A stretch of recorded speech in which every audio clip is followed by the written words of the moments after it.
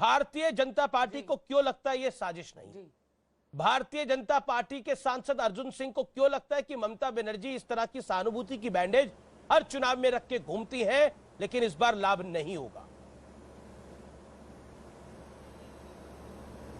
देखिए, ये इनका पास्ट ट्रैक रिकॉर्ड रहा है ममता बनर्जी का। अगर आप पास्ट में जाकर के देखें तो सीपीएम के जमाने से ये इस तरह के आडंबर करती आई हैं। इन्होंने कहा कि मैं 26 दिनों का आंदोलन कर रही थी, मैंने कुछ नहीं कहा खाया। उसमें भी ये देखा गया कि टेंट के पीछे खड़े होकर इन्होंने सैंडविच खाए थे।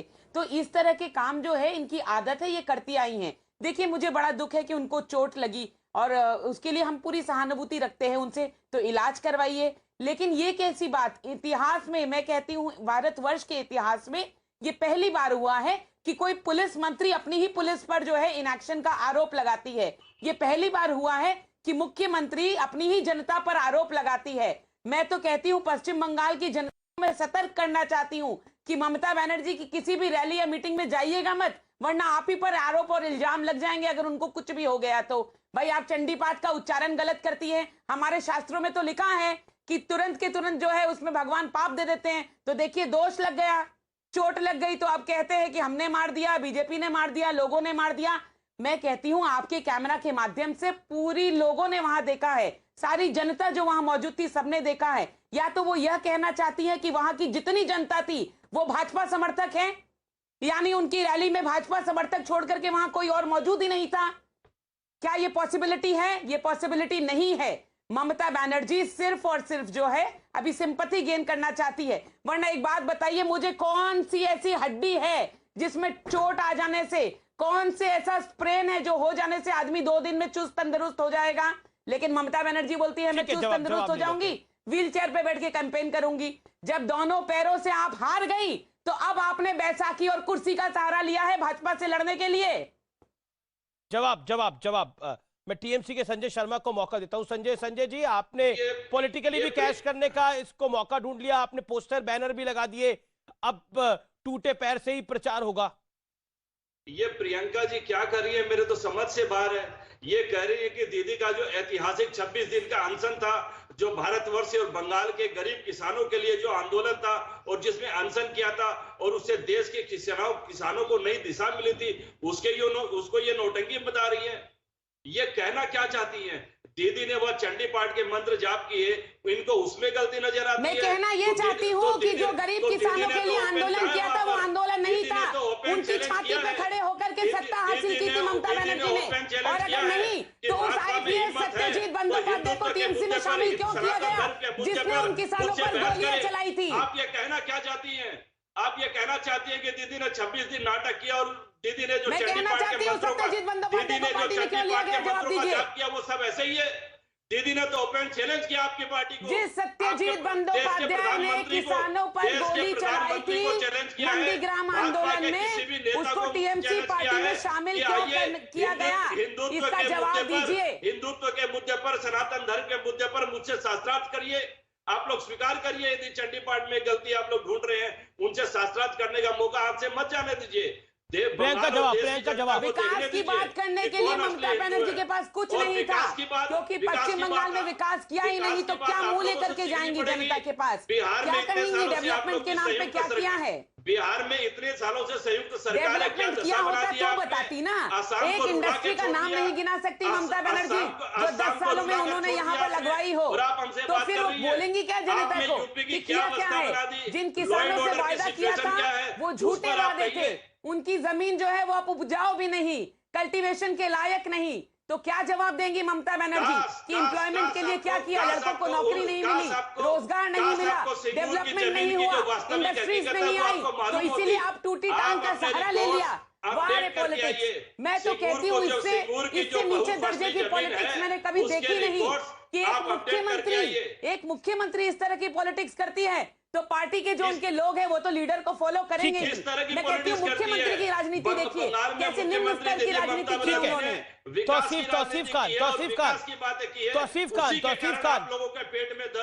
तौसीफ खान और कौस्तुभ बागची और संगीत रागी। कौस्तुभ बागची, प्रियंका टिब्रेवाल, आपने अपनी बात को रखा। ठीक है, मैं वापस आता हूँ। कौस्तुभ बागची, कौस्तुभ बागची, भारतीय जनता पार्टी जो कह रही है वो कह रही है, लेकिन आपके नेता तो भयंकर रूप से कंफ्यूज है। अधीर रंजन चौधरी कह रहे हैं ड्रामा हो रहा है, कैप्टन अमरिंदर सिंह कह रहे हैं ये बहुत गलत हो रहा है। कांग्रेस पार्टी के किस वर्जन को माना जाए? बोलता हूँ आपको, अमरिंदर सिंह जी ने जो कहा है, ही इज एब्सोल्युटली सिंपैथेटिक। वो बंगाल की राजनीति से उतने वाकिफ नहीं है। वो चीफ मिनिस्टर है हमारे, बहुत ही सम्मानीय है। तो हो जाएंगे, अधीर जी उनको ब्रीफ कर देंगे तो उनको भी समझ आ जाएगी। दैट इज अ वेरी मतलब कमाल की बात है, अधीर रंजन चौधरी जिसको ड्रामा कह रहे हैं, कैप्टन अमरिंदर सिंह उसको कह रहे हैं कि ये बड़ा गलत हो गया है। तो मुझे समझ में नहीं आ रहा कि आपकी पार्टी में ब्रीफिंग नहीं होती। आप सुन लीजिए एक कोई, या तो आप कंफ्यूज्ड है या आप लड़ना ही नहीं चाहते ममता बनर्जी से। आप अगर टोकते रहेंगे तो मैं कैसे बोलूं? आप बोलिए आप। मैं बोल रहा हूँ, आपकी तो पार्टी के नेता एक दूसरे को टोक रहे हैं। आप तो बोल ट्विटर पे कुछ लिख रहे हैं, अधीर रंजन चौधरी बोल कुछ और रहे हैं।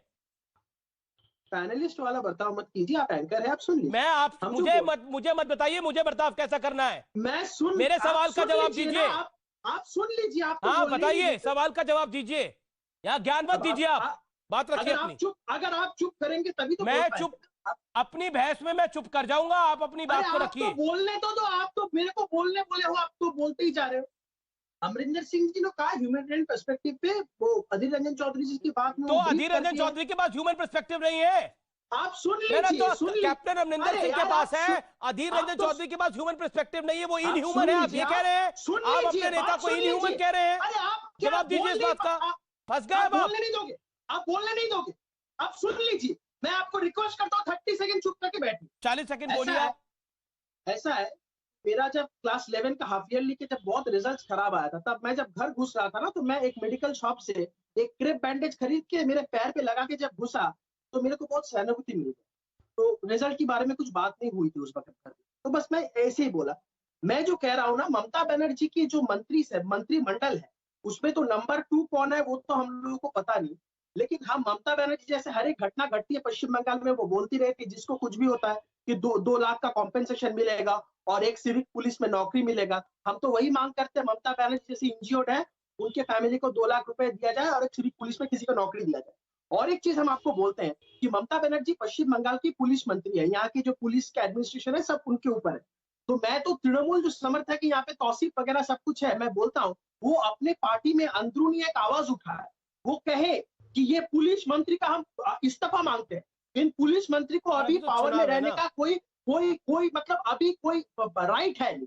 मैं जो कहता हूँ पश्चिम बंगाल में ऐसा है, हमारे जैसे संयुक्त मोर्चा का जहाँ पे वहां पे जो कैंडिडेट हुआ है, एक बहुत ही युवा कैंडिडेट है, मीनाक्षी वहां का कैंडिडेट है। अभी बीजेपी और तृणमूल दोनों का जमीन खिसक चुका है वहां पे।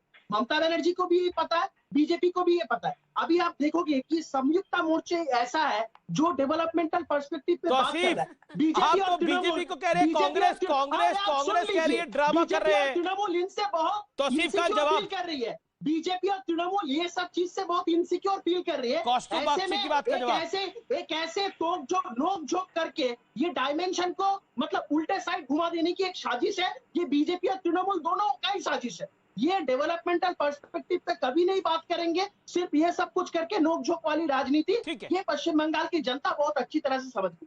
294 कैंडिडेट तो आप लोगों से जुगाड़ हुए नहीं, इसीलिए मिली जुले लोग जो है पार्टी बनाई आपने कांग्रेस ने, सीपीएम ने और आईएसएफ ने मिलकर 294 कैंडिडेट का इंतजाम किया। अकेले तो 294 कैंडिडेट देने की हैसियत नहीं।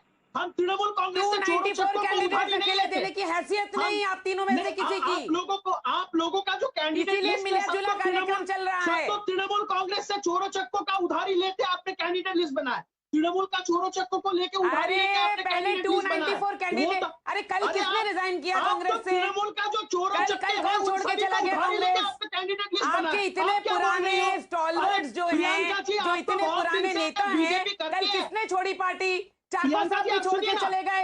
अरे कब तक राहुल गांधी और प्रियंका गांधी के लिए सबको पार्टी छोड़नी पड़ेगी, क्योंकि अब पार्टी नहीं बची है। अब आप लोगों की 2 बहन भाइयों की प्राइवेट लिमिटेड कंपनी हो गई और कांग्रेस में समझती हूँ कि इस लायक ही नहीं जिस पर चर्चा की जा सके। तो एक्चुअली फोकस और लड़ाई यहाँ टीएमसी और भाजपा की है, आपके पिक्चर में ही नहीं। मैं अरे तो आप आप ठीक है, क्यों ठीक है, नहीं प्रियंका, बताना? प्रियंका, सबकी प्रियंका, राजनीति से प्रियंका, लोग सोते जा रहे हैं। Kaustubh ji, Priyanka ji, Kaustubh ji, Priyanka ji, hold on, audio down. Professor Ragi और तौसीफ खान, तौसीफ खान,